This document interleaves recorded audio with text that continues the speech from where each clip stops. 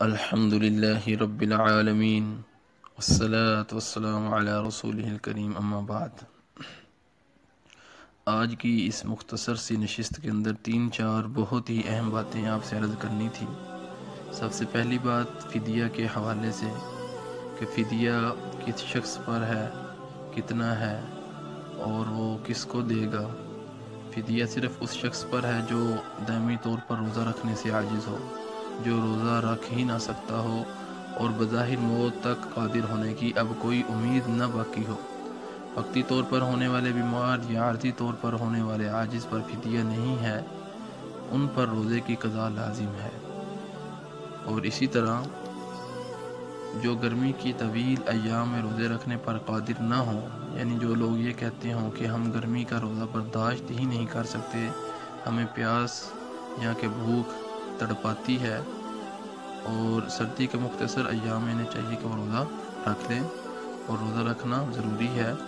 اگر سردی کے اندر بھی وہ روزہ نہیں رکھ سکتے، نہ گرمی کے اندر رکھ سکتے ہیں اور ہمیشہ بیمار ہی رہتے ہیں، بھوک برداشت ہی نہیں کر سکتے، بہت بوڑھے ہو چکے ہیں، کمزور ہیں، ضعیف ہیں، تو انہیں چاہیے کہ وہ فدیہ دے دیں، ان کا فدیہ درست ہوگا۔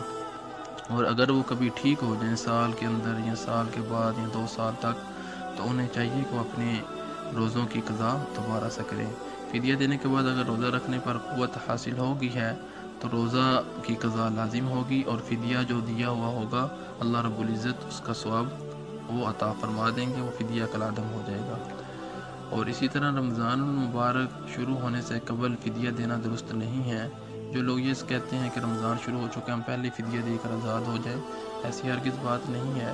رمضان جب گزر جائے تو اس کے بعد فدیہ دیا جا سکتا ہے، اور فدیہ کی مقدار صدقہ فطر کے برابر ہے، یعنی 2.25 سیر گندم یا اس کی قیمت سے کچھ بھی دیا جا سکتا ہے۔ یہ ایک روزے کی مقدار ہے، یعنی ایک روزہ جو شخص چھوڑے گا تو وہ صدقہ فطر کے برابر فدیہ دے گا ایک روزے کا۔ تو حساب لگا لیجئے کہ 30 روزوں کا پھر کتنا فدیہ بنتا ہے۔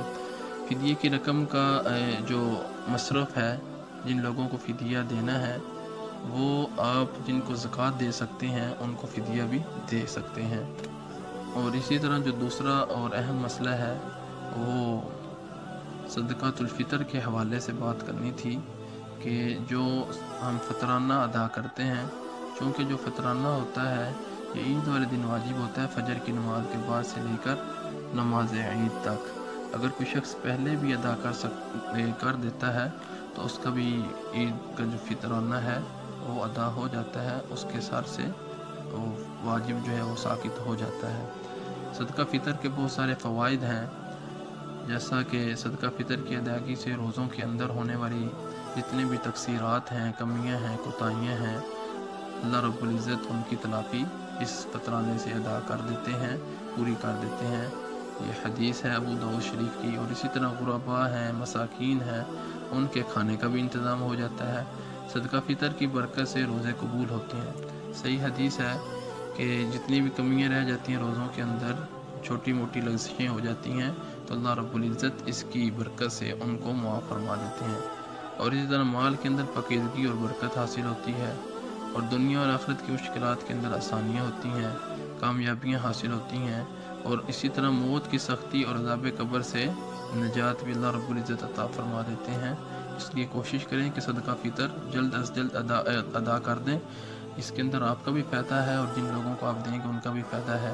آپ کا فائدہ یہ ہوگا کہ اللہ رب العزت کی طرف سے جو آپ کے اوپر حکم ہے وہ جلد ہی آپ اس حکم کی تعمیل کریں گے اور جلد ہی فارغ ہو جائیں گے، اور غریبوں کا یہ فائدہ ہوگا کہ وہ اپنے بچوں کے لیے اپنی جو جتنی بھی خوشیاں ہیں یا جو بھی انہوں نے خرید و فروخت کرنی ہے وہ عید سے پہلے ہی کر لیں گے۔ عید والے دن چونکہ ٹائم تھوڑا ہوتا ہے تو اس لیے وہ بیچارے پھر دیکھتے رہتے ہیں، منتظر رہتے ہیں، اور عید والے دن دیں گے تو وہ پھر نہ جوتے خرید سکتے ہیں، نہ کپڑے خرید سکتے ہیں۔ تو اس لیے کوشش کرنی چاہیے کہ یہ فطرانہ جلد ہی دے دیں۔ اور اکثر لوگ جو ہیں وہ گندم کے حساب سے ہی دیتے ہیں، ہو تو جاتا ہے ادا، یہ میں نہیں کہتا کہ ادا نہیں ہوتا، ادا ہو جاتا ہے، لیکن جو ہمارے امیر لوگ ہیں، امیر طبقہ ہے، انہیں چاہیے کہ وہ جو کے حساب سے یا کہ کشمش یا کھجور کے حساب سے صدقہ فطر دیا کریں۔ جتنا اللہ کے راستے میں دیں گے اللہ رب العزت اتنا اجر عطا فرمائیں گے، اور اس سے غریبوں کا بھی زیادہ فائدہ ہو جائے گا۔ اور اسی طرح جو تیسری اور اہم بات کرنی تھی، وہ جو رات ہوتی ہے چاند رات، اسے حدیث شریف کے اندر لیلۃ الجائزہ کا نام دیا گیا ہے کہ وہ لیلۃ الجائزہ کی رات ہوتی ہے، یعنی جزا کی رات ہوتی ہے۔ اس دن جو اللہ رب العزت کی عبادت کرتا ہے، یعنی اس رات کے اندر اللہ رب العزت حدیث شریف کے اندر آتا ہے کہ اس کی دعا کو رد نہیں فرماتے۔ حضرت عبداللہ بن عمر رضی اللہ تعالیٰ عنہ سے موقوفاً مروی ہے، 5 راتیں ایسی ہیں جن میں دعا کو رد نہیں کیا جاتا، جس میں جمعے کی شب ہے، رجب کی پہلی شب ہے، شعبان کی 15ویں شب ہے، اور دونوں عیدوں کے دن ہے۔ اور اسی طرح حدیث شریف کے اندر آتا ہے، حضرت معاذ بن جبل رضی اللہ تعالیٰ عنہ سے مروی ہے، نبی اکرم صلی اللہ علیہ وسلم ارشاد فرماتے ہیں، جو 5 راتوں میں عبادت کا اہتمام کرے اس کے لیے جنت واجب ہو جاتی ہے۔ لیلۃ الترویہ ہے، یعنی 8، 9 اور 10 ذی الحجہ کی راتیں ہیں۔ اسی طرح لیلۃ الفطر یعنی عید الفطر کی شب، اور لیلۃ النصف من شعبان یعنی شعبان کی 15ویں شب۔ تو اس رات کے اندر بھی عبادت کی کثرت کرنی چاہیے۔ ایک اور حدیث ہے کہ جو شخص اس رات کے اندر عبادت کرتا ہے، اللہ رب العزت کل قیامت والے دن اس کے دل کو مردہ نہیں ہونے دیں گے، یعنی اس کا دل زندہ رہے گا۔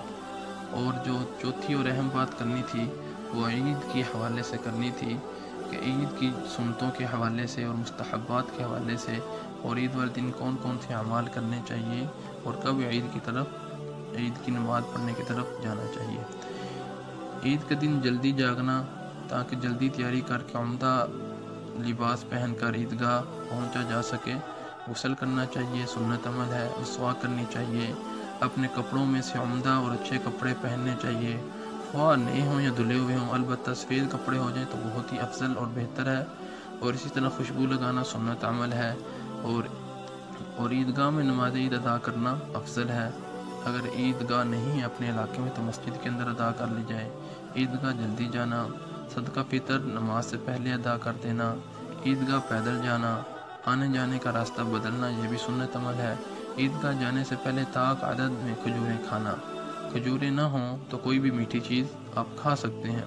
اور اسی طرح وقار اور اطمینان کے ساتھ جانا، جن چیزوں کو دیکھنا جائز نہیں ان سے آنکھیں ہٹانا اور نگاہیں نیچی رکھنا۔ اور عید الفطر کے لیے جاتے ہوئے عیدگاہ پہنچنے تک راستے میں ایستا آواز سے تکبیریں جو آپ کہتے ہیں، عید الاضحیٰ کے دن بھی اللہ اکبر لا الہ الا اللہ اللہ اکبر وللہ الحمد ایستا آواز سے کہتے جانا، اور عید الاضحیٰ کے دن بلند آواز سے کہتے جانا۔